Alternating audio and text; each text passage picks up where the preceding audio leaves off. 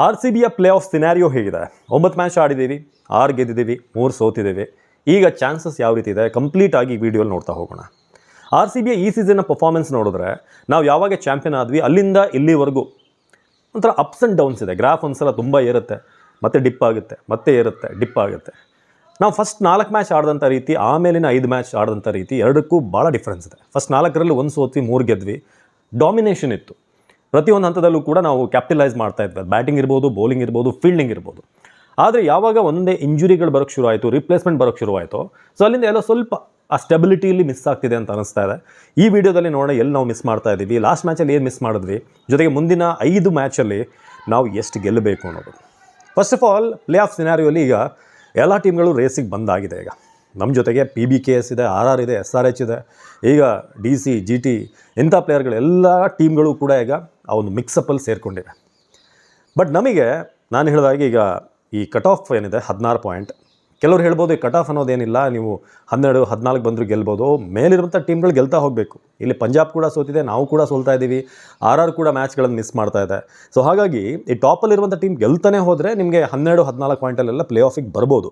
But ಇಲ್ಲಿ ಆ ಥರ ಆಗ್ತಿಲ್ಲ. ಪಂಜಾಬ್ ಬಂದುಬಿಟ್ರೆ ಬೇರೆಲ್ಲ ಟೀಮ್ಗಳು ಕೂಡ ಅಪ್ಸ್ ಆ್ಯಂಡ್ ಡೌನ್ಸ್ ನೋಡ್ತಾ ಇದೆ. ಸೊ ಅದೇ ರೀಸನ್ಗೆ ಈಗ ನಮ್ಮಲ್ಲಿರುವಂಥ 5 ಮ್ಯಾಚ್, ಈಗ ನೆಕ್ಸ್ಟ್ ಮ್ಯಾಚ್ ಇರೋದು ಲಕ್ನೋ ಮೇಲೆ 7ನೇ ತಾರೀಕು, 10ನೇ ತಾರೀಕು ಮುಂಬೈ ಇಂಡಿಯನ್ಸ್ ಮೇಲಿದೆ. ಅದಾದಮೇಲೆ ನಾವು ಆಡೋದು KKR, 17ಕ್ಕೆ ಪಂಜಾಬ್, ಕೊನೆ ಮ್ಯಾಚ್ ಬಂದು SRH. ಈ 5 ಮ್ಯಾಚಲ್ಲಿ ನಾವು ಏನಾದರೂ 2 ಗೆದ್ದರೆ 16 ಪಾಯಿಂಟ್ ಆಗುತ್ತೆ. ಆ ಕಟ್ ಆಫ್ ಏನು ಈಗ ಸದ್ಯದ ಒಂದು ಸ್ಟ್ಯಾಂಡರ್ಡ್ಸ್ ಇದೆ, ಸೊ ಅದರ ಪ್ರಕಾರ ನಾವು ರೀಚ್ ಆಗ್ತೀವಿ.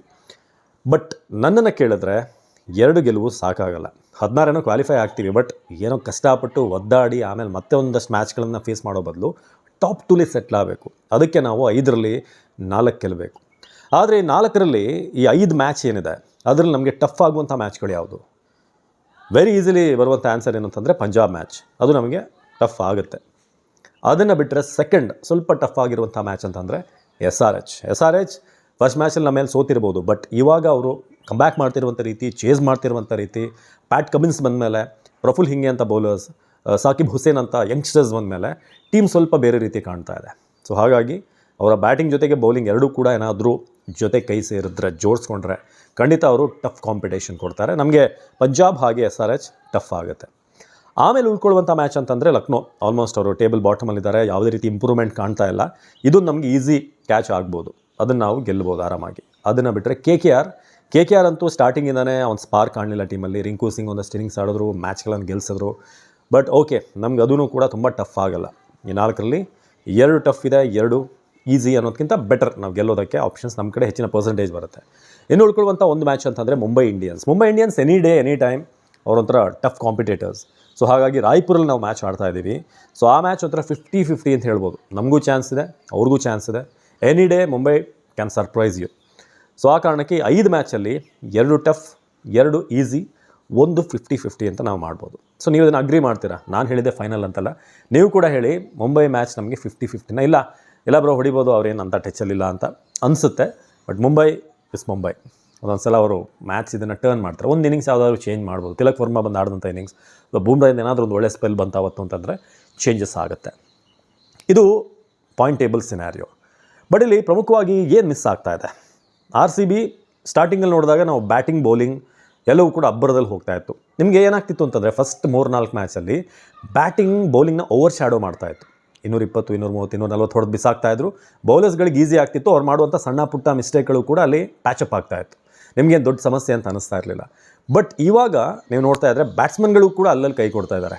ಎಲ್ಲಿ ಬ್ಯಾಟ್ಸ್ಮನ್ಗಳು ಸ್ವಲ್ಪ ಶೇಕ್ ಆಗ್ತಿದ್ದಾರೆ ಅಥವಾ ಆ ಟಾಪ್ ಆರ್ಡರ್ ಸ್ವಲ್ಪ ಶೇಕಿ ಅಂತ ಅನಿಸ್ತಾ ಇದೆ, ಅಲ್ಲಿ ನಿಮ್ಮ ರನ್ ಕಡಿಮೆ ಆಗ್ತಿದೆ. ನೀವು ಅಬ್ಸರ್ವ್ ಮಾಡಿ. RR ಮ್ಯಾಚಲ್ಲಿ ಆಗಿದ್ದು ಅದೇ. ಟಾಪಲ್ಲಿ ಒಂದು 4-5 ವಿಕೆಟ್ ಹೋಯಿತು ಅಂತಂದರೆ 200ಕ್ಕೆ ನಾವು ಬಂದ್ವಿ, ಬಟ್ ಮೊನ್ನೆ 150ಕ್ಕೆ ನಿಂತ್ವಿ. ಸೊ ಇದನ್ನು ನಾವು ಕರೆಕ್ಷನ್ ಮಾಡ್ಕೊಳ್ಬೇಕು. ನಮ್ಮ ಆ ಮಿಡ್ಲ್ ಆರ್ಡರ್ ಈಗಲೂ ಕೂಡ ನನಗನ್ಸಿತ್ತು ಈ ಬ್ಯಾಚ್ ನೋಡಿದಾಗ ವಿರಾಟ್ ಕೊಹ್ಲಿನ ಡಿಪೆಂಡ್ ಆಗಿಲ್ಲ. ಯಾಕಂದರೆ ದೇವದತ್ ಇದ್ದಾರೆ, ರಜತ್ ಇದ್ದಾರೆ, ಜಿತೇಶ್, ಈ 3 ಜನ ಸ್ಟೆಬಿಲೈಸ್ ಮಾಡ್ತಾರೆ ಅಂತ. ಬಟ್ ಮೊನ್ನೆ ದೇವದತ್ ಬಿಟ್ಟರೆ ಜಿತೇಶ್, ರಜತ್ ಕಡೆಯಿಂದ ಅದೊಂದು ಕ್ಯಾಚ್ ಸ್ಟಿಲ್ ಅದೊಂದು ಡಿಬೇಟೇಬಲ್ ಕ್ಯಾಚ್ ಅದು. ಅದನ್ನು ಗೇಮಲ್ಲಿ ಇದೆಲ್ಲ ಆಗುತ್ತೆ. ಕ್ಯಾಚ್ ಮಿಸ್ ಆಗೋದು, ಡ್ರಾಪ್ ಆಗೋದು, ಡಿಸಿಷನ್ ನಮ್ಗೆ ಅಗೇನ್ಸ್ಟ್ ಆಗಿ ಬರೋದು, ಅದನ್ನೆಲ್ಲ ಪಕ್ಕಕ್ಕಿಟ್ಟು ನಾವು ಮಾತಾಡೋದಾದರೆ ನಾವು as A team, as A batting ಒಂದು ಲೈನಪ್ ನಮ್ಮ ನಿರೀಕ್ಷೆಗೆ ತಕ್ಕ ಹಾಗೆ ಆಡಲಿಲ್ಲ.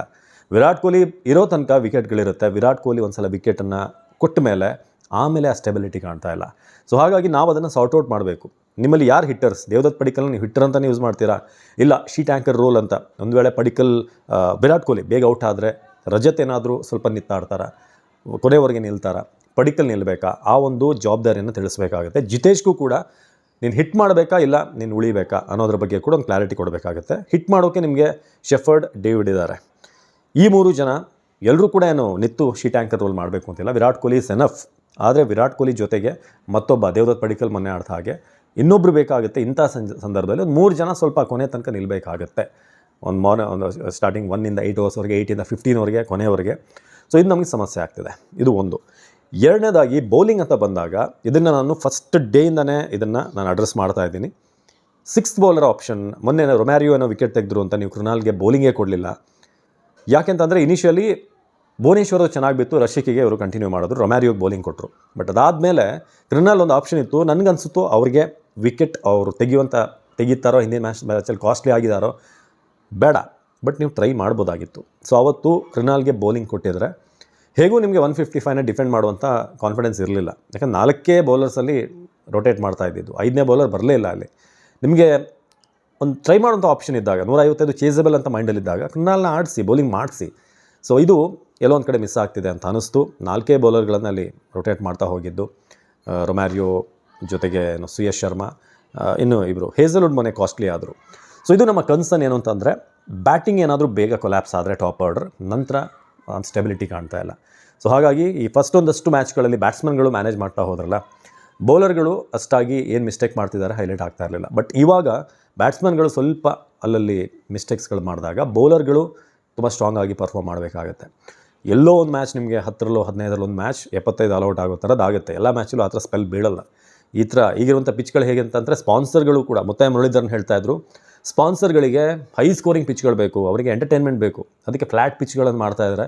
ನಾನೇನಾದರೂ ಮುರಳೀಧರನ್ ಹೇಳಿದ್ದು, ನಾನೇನಾದರೂ ಈಗ ಬಂದು ಸ್ಪಿನ್ ಬಾಲ್ ಮಾಡಿದ್ರು ಕೂಡ, ಬೌಲ್ ಮಾಡಿದ್ರು, ವೈಭವ್ ಸೂರ್ಯವಂಶಿ ಅಂತ 15 ವರ್ಷದ ಹುಡುಗನ ಹತ್ರ ಬಚಾವ್ ಆಗೋದು ಕಷ್ಟ ಇದೆ ಅಂತ, ಆ ಥರ ಒಂಥರ ಎಂಟರ್ಟೈನ್ಮೆಂಟ್ ಫ್ಲ್ಯಾಟ್ ಪಿಚ್ಗಳಾಗ್ತಾಯಿದೆ ಅನ್ನೋದ್ರ ಬಗ್ಗೆ ಅವ್ರು ಮಾತಾಡಿದ್ರು.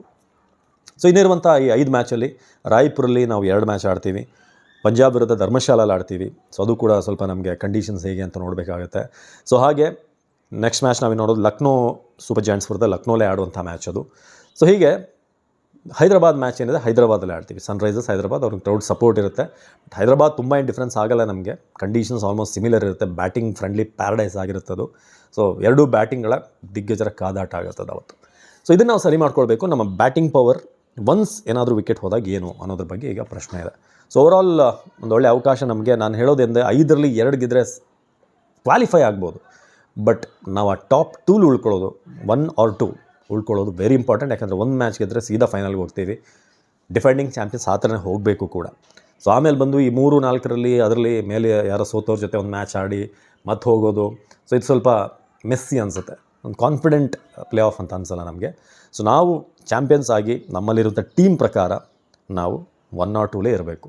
ಸೊ ನಿಮ್ಮ ಪ್ರಕಾರ 5ರಲ್ಲಿ ನಾವು 4 ಗೆದ್ದರೆ ಈಗ 12 ಇದ್ದೀವಿ. ಸೊ ಆಲ್ಮೋಸ್ಟ್ 20 ಆಗ್ತೀವಿ. 20 ಆದರೆ 1 or 2, 1 or 2 2 ಕೂಡ ಕನ್ಫರ್ಮ್ ಆಗುತ್ತೆ. 2ರಲ್ಲೊಂದು ಕನ್ಫರ್ಮ್ ಆಗುತ್ತೆ. ಸೊ ಹಾಗಾಗಿ ಯಾರನ್ನ ಗೆಲ್ಬೋದು, ಯಾವ ಮ್ಯಾಚ್ ಒಂದು ನಾವು ಸೋಲ್ತೀವಿ ಅಂತ ನಿಮ್ಗೆ ಅನ್ಸುತ್ತೆ. ಇಲ್ಲ 5ಕ್ಕೆ 5 ಹೊಡಿತೀವಿ ಅಂದರೆ ಓಕೆ, ಬಟ್ 5ರಲ್ಲಿ ಎಷ್ಟು ಗೆಲ್ತೀವಿ ಕಮೆಂಟ್ ಮಾಡಿ. ನಮಸ್ಕಾರ.